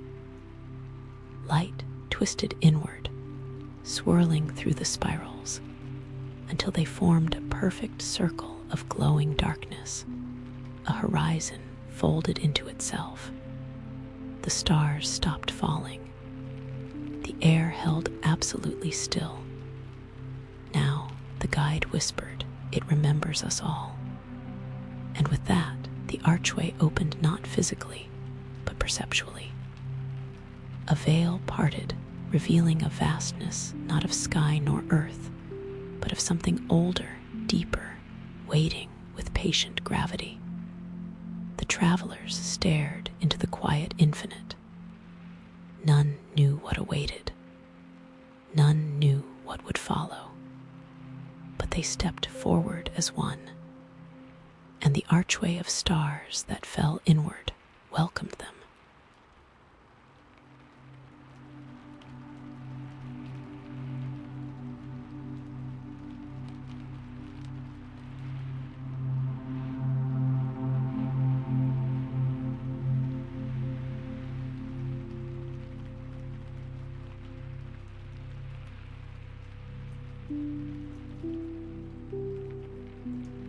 the sanctuary of the unspoken, tied the passage beyond the archway did not behave like a corridor.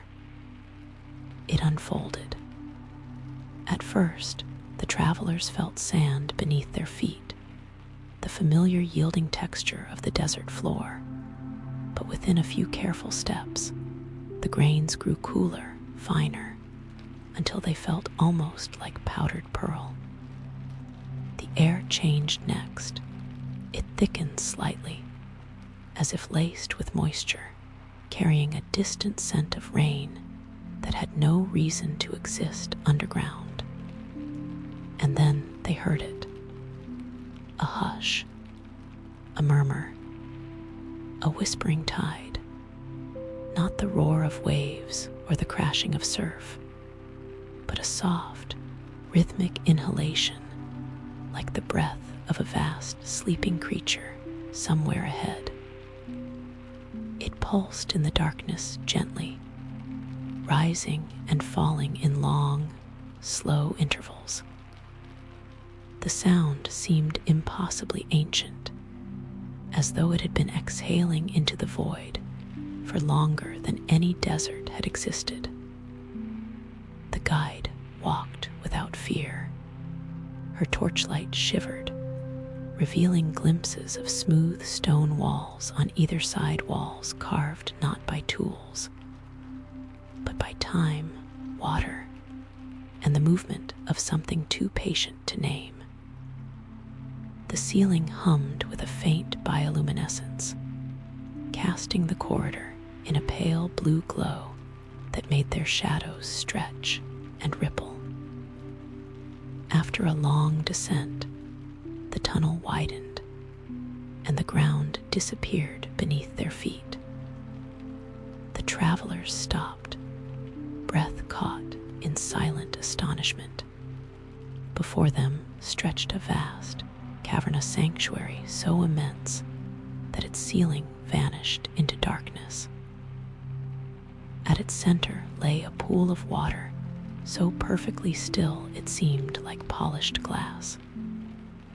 The surface reflected the faint lights above, turning the chamber into a cathedral of mirrored stars. Waves lapped gently at the edges, though no wind disturbed the air. This was the unspoken tide. It did not speak in words. It spoke in movement, in light, in silence deep enough to echo through their ribs. The guide knelt at the water's edge.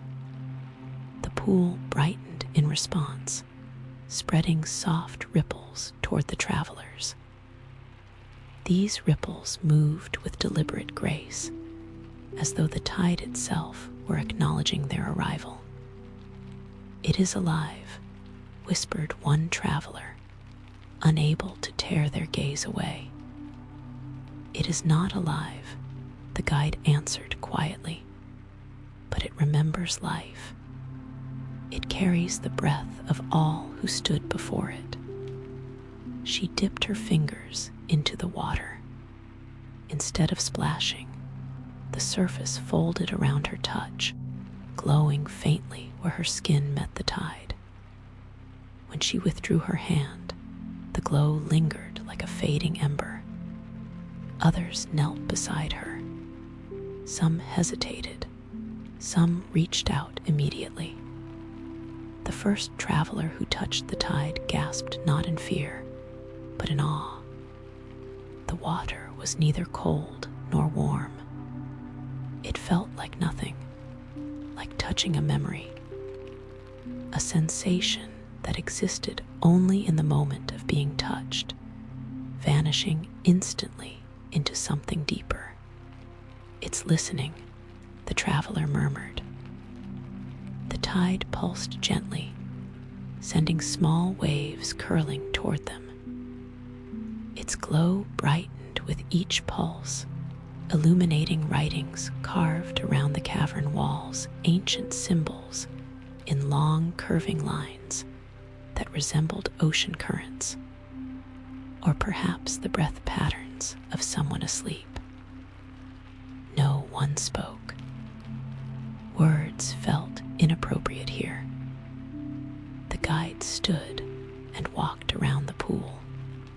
There were narrow stone ridges leading to a raised platform that hovered just above the water's center, reachable only by stepping across a series of delicate stones.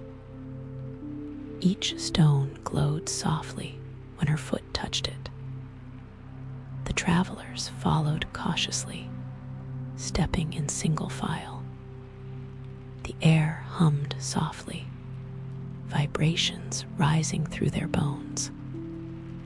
As they walked, the pool beneath them shifted, not like water disturbed, but like thought turning its attention. At the center of the sanctuary, the platform revealed itself as a smooth, circular slab, its surface covered in spirals and wave-like lines carved so thin they were almost invisible. At its heart lay a single indentation, a small, shallow bowl carved directly into the stone. "What is that for?" a traveler whispered. "For breath," the guide replied. She knelt before the bowl, closed her eyes, and exhaled gently into it. The air shimmered faintly, and the bowl glowed as though capturing the breath itself. A ripple of pale light spread outward across the platform, the spirals illuminating one by one. The unspoken tide replied. A soft swell rose from the water around them, lifting not physically, but perceptually. The cavern seemed to expand, the ceiling drifting farther away, the reflective pool stretching into an unfathomable horizon. "Each must offer breath," the guide said, "and the tide will return what lies beneath it." One by one, the travelers knelt. One by one, they exhaled. For each breath offered, the bowl glowed with a different hue: soft gold, deep green, gentle silver, warm amber, cool violet colors shifting like the sky in dreamtime. And for each hue, the water responded. Patterns of bioluminescent ripples formed on the surface, depicting faint scenes that dissolved almost before they could be understood. Some saw glimpses of distant, forgotten lands, mountains wrapped in cloud, forests humming with spirits, rivers running backward through time. Others saw memories they had buried, faces half remembered, paths not taken, chances lost and found. One traveler saw nothing but darkness that slowly bloomed into light, as though their breath had rekindled an ember long extinguished. None spoke of what they saw. No one needed to. When the last traveler offered their breath, the entire cavern shuddered softly, as though the sanctuary itself were inhaling for the first time in ages. The tide rose, not dangerously, not fast. It lifted in a slow, solemn swell, rising until it brushed the edges of the central platform. Light swirled beneath its surface, shifting patterns like ancient maps being drawn and erased in fluid motion. The guide stepped forward, holding her hands over the water. The tide stilled instantly, forming a perfect mirror. "There," she whispered. A symbol emerged, glowing in the water's depth, suspended like a star submerged beneath liquid glass. It was not a word. It was not an image. It was something between the two, a shape of meaning, a fragment of truth.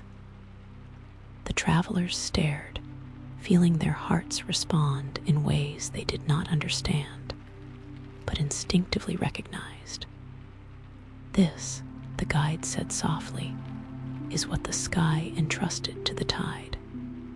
A memory of the world before forgetting. The symbol pulsed once, then dissolved, sending a final ripple across the mirrored surface. The tide exhaled. The cavern's lights dimmed. The glow withdrew into the water's depths. The air grew quiet again. The sanctuary fell back into its ageless breathing. The guide turned to the travelers, her expression unreadable but serene. "It is done," she said. "It remembers you now. And you," she looked toward the dim archway they had entered through, "will remember it." They lingered only a moment longer, absorbing the stillness, the faint, warm echo of the tide's touch. Then, silently, reverently, they stepped away from the platform, crossing the glowing stones one by one as the sanctuary watched with gentle, endless patience. Behind them, the unspoken tide continued its eternal rhythm, breathing, remembering, waiting for the next voice carried not in words, but in breath.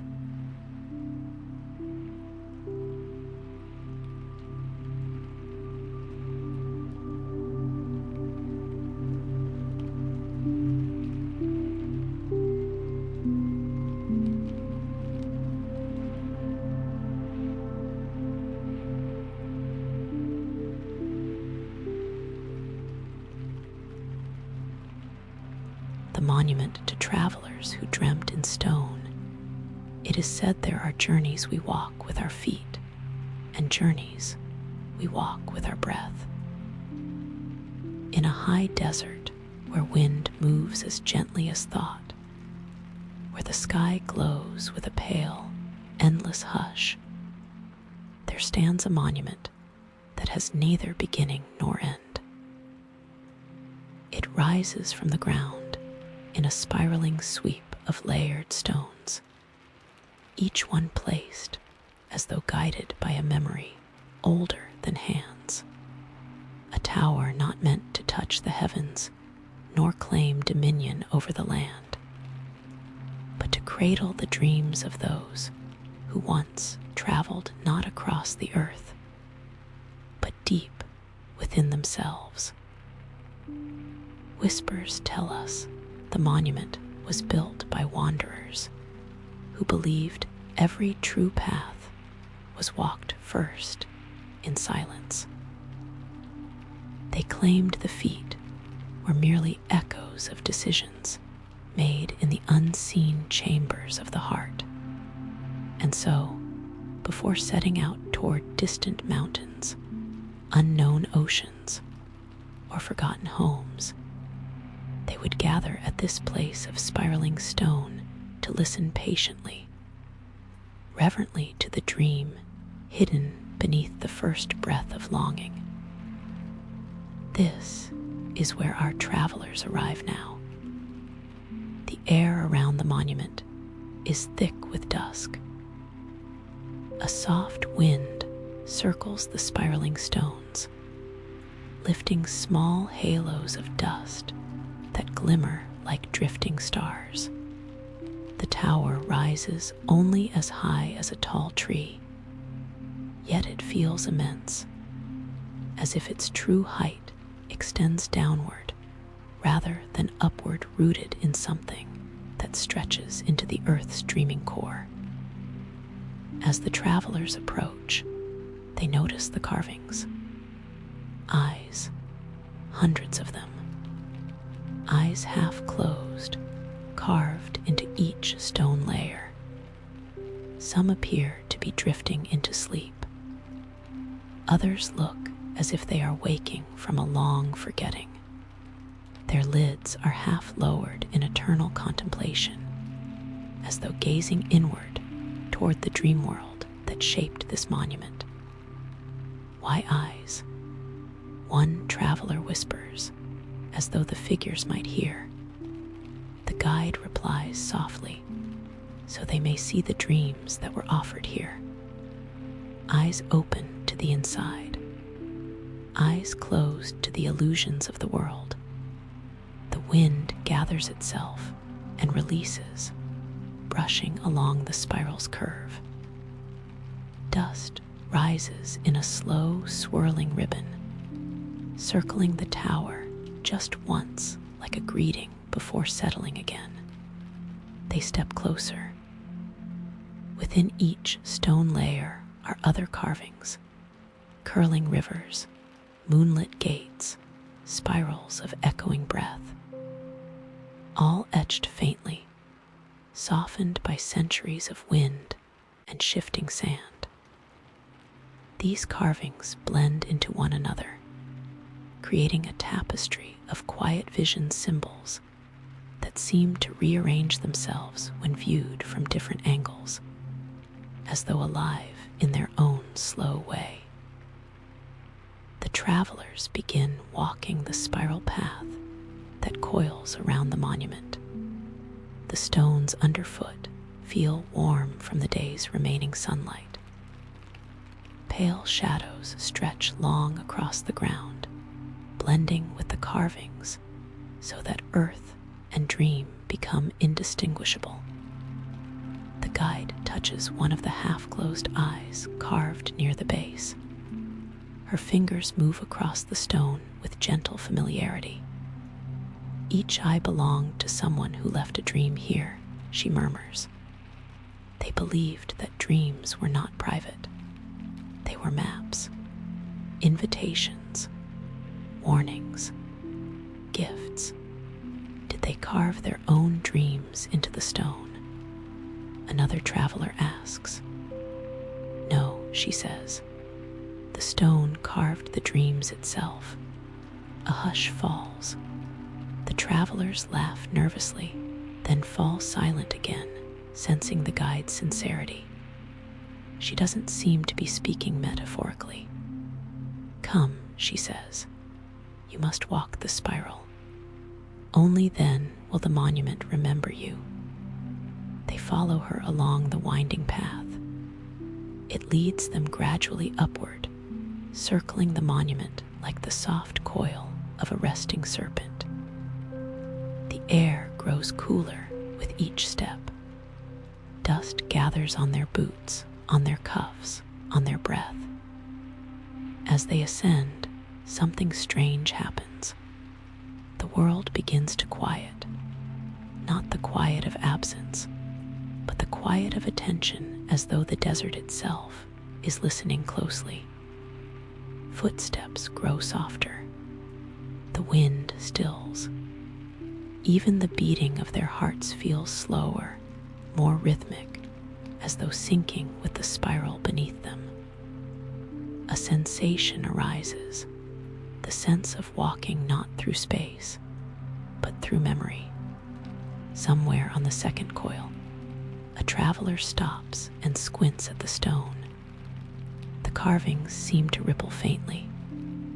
Did you see that? The others pause. The spiral beneath them shifts in almost imperceptible ways, like an image on the surface of water disturbed by the slightest touch. Carved eyes blink not with movement, but with suggestion, closing a little further, opening a little more. Don't fear it, the guide says, her voice a whisper woven with sand. The stones dream slowly. That is all. They continue, and as they walk, something unfolds within each of them. Thoughts rise like distant storms on slow horizons, old thoughts, forgotten fears, paths they once considered walking, but never began. Regrets soften. Hopes stir like embers brushing against new breath. On the third coil, they find tiny offerings from those who walked the spiral before them. Chipped clay moons, feathers bound with twine, fragments of star-etched pottery left in quiet reverence. Some objects appear older than memory, Others seem as if they were placed only yesterday. One traveler picks up a broken clay shard bearing the faint outline of a dreamer's face. The guide gently shakes her head. "We do not take from this place," she says. "Everything here belongs to a dream still traveling." They set the shard back. As they ascend toward the top, the sky darkens to deep indigo. The first stars appear, shimmering faintly. Their light reflects across the polished faces of the carved eyes, giving the illusion that the monument is watching both the heavens and the travelers simultaneously.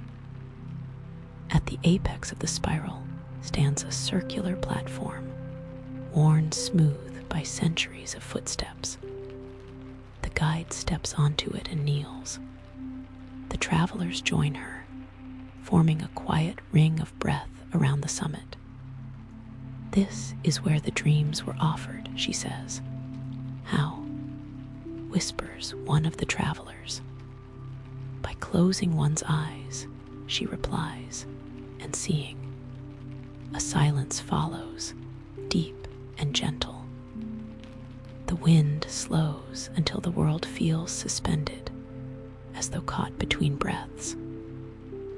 The desert stretches in all directions, silent dunes, moonlit ridges, the faint glow of distant heat lingering on the horizon.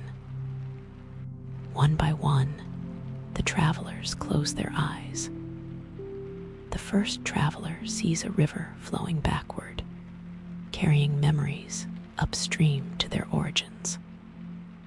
Another sees a gate of pale stone, opening to a corridor made entirely of echoes.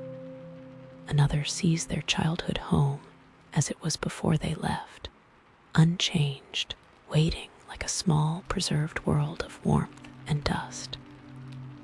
Some see nothing at all, nothing, except a soft, glowing darkness that feels strangely comforting. The guide speaks softly. Every destination begins here in the dream before the step. This is what they believed. And what do you believe? Someone whispers. The guide smiles with eyes still closed. I believe the dream is the real journey. The rest is simply walking. The desert wind stirs again, this time more intentionally. A ring of dust rises around them, swirling in a gentle orbit. It moves as though guided by unseen breath. And then something subtle happens. The carvings around the spiral begin to glow. Not brightly, not dramatically, but with a faint, warm radiance, as though recalling a memory long buried beneath the weight of sand and silence. The eyes carved into the stone seem to shift, their lids lifting just enough to acknowledge the travelers. The spiral lines carved along the tower's layers hum softly, each curve lighting up in a slow cascade. The travelers inhale sharply, not out of fear, but awe. It remembers as someone murmurs. Yes, the guide whispers, but only because you remembered yourselves. The glow intensifies just enough to outline the monument's curve against the night, creating a halo of pale light around the tower. Stars above flicker in response, their reflections dancing across each carved eyelid. Then slowly, gently, the light fades. The dust settles, the desert exhales, and the monument returns to its ancient stillness. The guide stands. You have offered your dreams, she says. Now the stones will carry them. They will travel farther than your feet ever could. The travelers look out across the endless dunes. They feel lighter not because something was taken, but because something was understood. Perhaps all destinations begin as whispered dreams etched lightly into the soul.